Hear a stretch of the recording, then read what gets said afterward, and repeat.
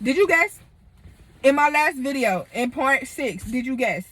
Because this is part 7 and I need to know what y'all guessed my graduation gift was. Now, if you follow my social media, you already know my special gift for graduation was a 2010 Mercedes-Benz truck, a GLK 350. Real nice, all black, rims. Real cute. She was real cute. Now, remind y'all, in the last episode I said my dad did not know how long me and my ex had been together. So I brought my ex around my dad at this point with me having my car, because with me having that car is you don't get a Mercedes and you play about maintenance. So I'm telling him, like, hey daddy, I just want to let you know my boyfriend's a mechanic. Oh, he lost it. You don't let no nigga touch that car. Da-da-da. He lost it. He lost it. He lost it. He lost it. He lost it. My daddy lost his mind. So at this time, my ex didn't have a car. He didn't have a car. So we were literally like going on road trips to follow his drumming dreams, folding down my Mercedes-Benz seats to put drum sets in it, like whole 9 yards. Whole 9 yards. When I say ride or die, I could have died, because baby, I was riding. I was staying in little sidebar hotels, like three-star hotel, like whole 9 yards, to support his dream and to support the drummer's thing. Like we was supposed to be on retreats and stuff, and before they got us settled, we had to go get a part-time hotel room. He left me in there by myself with a gun. Child left me with a gun because it was crackheads outside. Girl, I'm just saying, it was just really it was really interesting.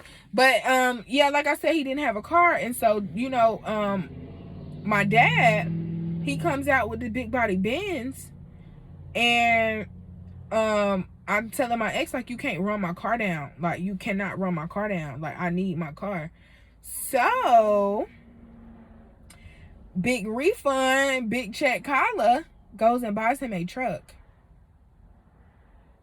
Now, let me tell you how persuasive and cute the man is. Now, all he asked for was the money to get the truck. Like, to get the truck. And he was supposed to pay on the rest of it later. Right? So I said, okay, boom. I'll give you the money so you can have the truck. Because you need that. Like, you need that. His baby mama was having a problem if he pulled up in my car. If he pulled up and didn't want to ride with her. Or whatever the case may be. I said, bro, you need that. Like, you need to have your business. Like, this man walking home from work on days that I work. Like, if it's the same day where we both work and I can't come get you, people who say they're on the way ain't on the way. So you walking. So, okay, cool. I buy you a truck. He bought a truck from somebody he worked with, and he's supposed to be paying him off. And that's what I was told. I still have no idea where none of his checks went, but that's what I was told, that he was paying them folks off. Like, that he was going to pay the truck off. Like, he was going to make his weekly payments. So when it came down to the man being mad and saying he wanted his money, he was ready to beat the man up, like fight the man, go off on the man, blah, blah, blah, blah. And I'm like, why? Like, what's going on? Why is that even a thing? Like, I thought you paid him. So me, I don't want you. Why would I want you to be in confrontation? Or why would I want you to be out here owing folks money and they ready to like not work with you because you owe them money? Like, what the hell is that? So I gave him the rest of the money for the truck because I still had it. Like, I had it. Why would I sit there and watch you stress out and flip out and go crazy? And I have it. Like, I ain't gonna say I'm just rich, but I have the money to help you. I have the resources to help you. Whether you know it or not, I do. So, yeah, I'm going to help you. I'm not going to let you just sit back and look stupid. So, that's why I say I bought him a truck. I bought the truck. I literally did. I bought it. I paid for it fully. I paid for the truck. Excuse me. Excuse me.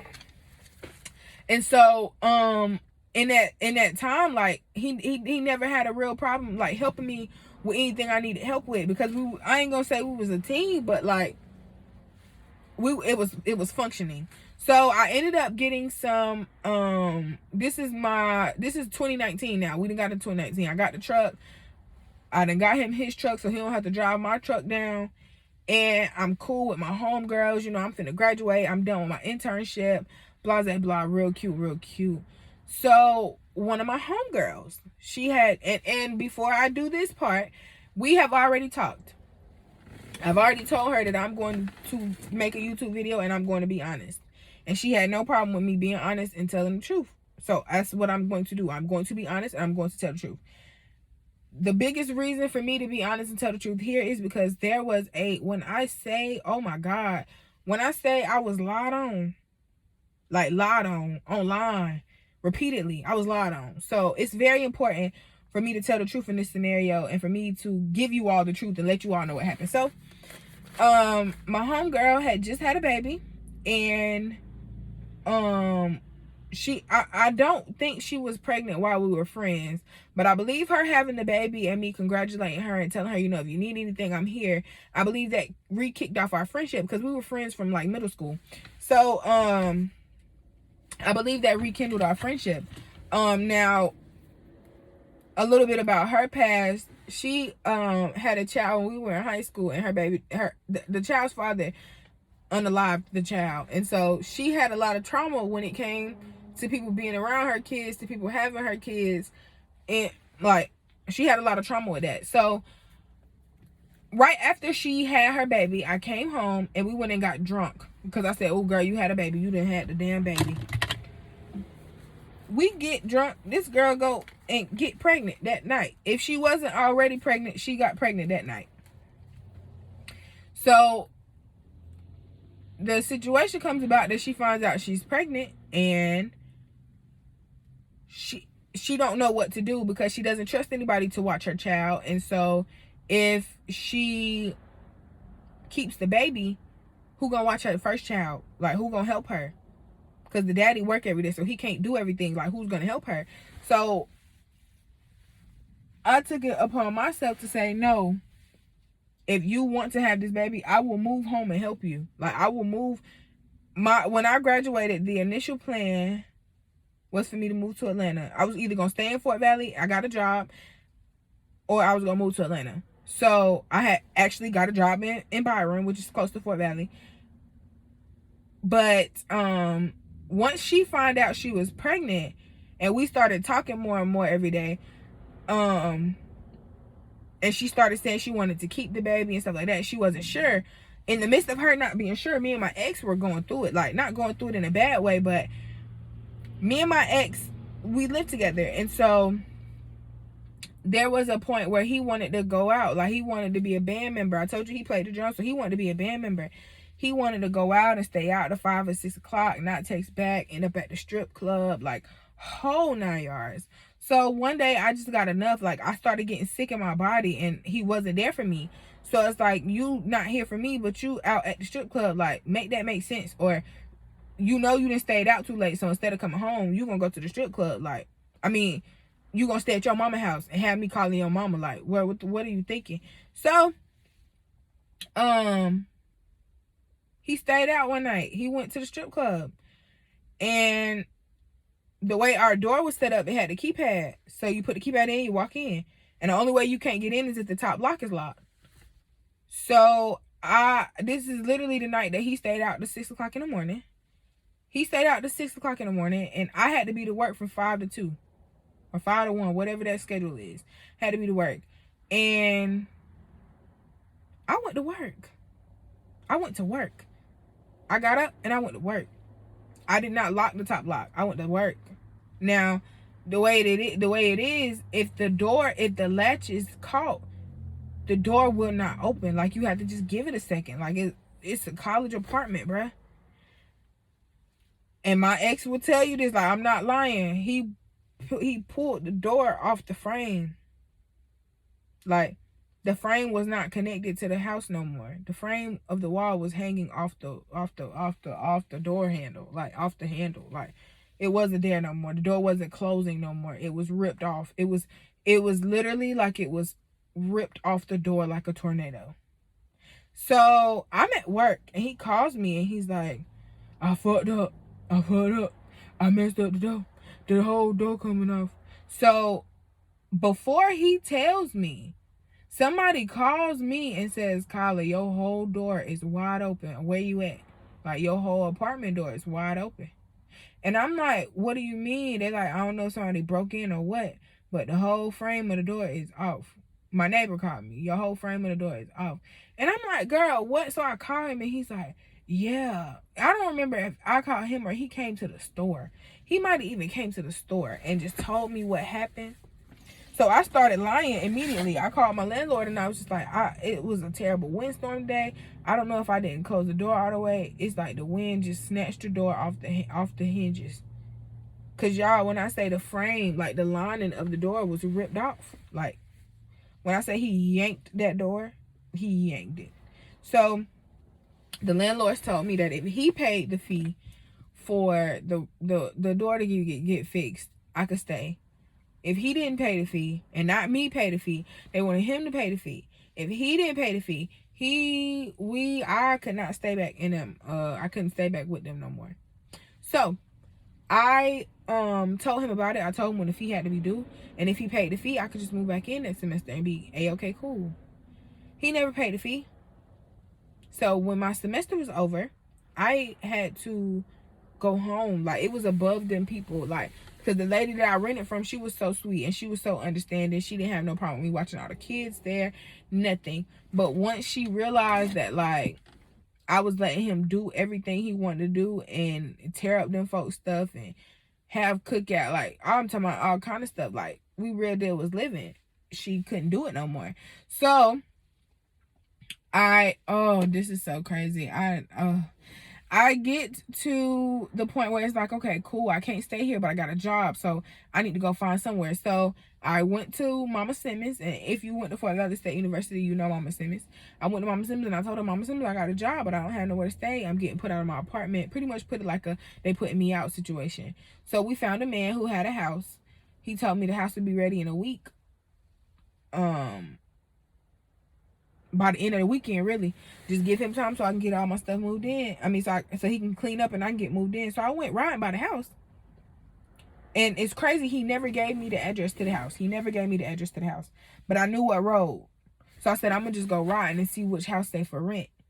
And so I found the house that he told me because he described it to me. So I found the house and I pull in the driveway. And I'm just sitting in the driveway, like, praying, like, Jesus, if this the house, let me get a sign. Like, I hope the man come out. Da-da-da-da. So, yeah, I'm pretty...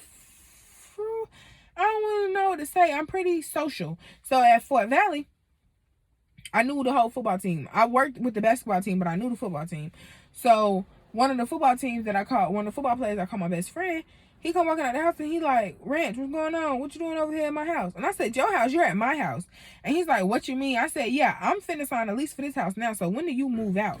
And he was like, I'm not moving out, bro. It's summer camp. He's got on his football gear. And he's like, it's summer camp. I'm not moving nowhere, bro. We just got here. And I said, yeah, well, your landlord gave me this address and said that I'm moving here. Right? So I'm moving here. So he's like, I don't know how he told you that because he ain't even talked to us. We've been trying to figure out what we need to do for next semester because we ain't moving.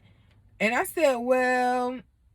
okay, well, let me go find him. So he was like, shit, if you want to, I'll ride with you because he need to tell me what's going on too. So he literally got in the car and we rode to the man's house. I don't know how he knew where the man stayed. We rode to the man's house and the man's tongue was twisted. He was just like, because he had already told me that I had the house and that I could move in the house and that I would be okay. So then I come with the person who currently lives in the house. And so what happened? Like, what happened between then and now? Like, you just said I could be here and now I can't. So, I had to let my job in Byron go.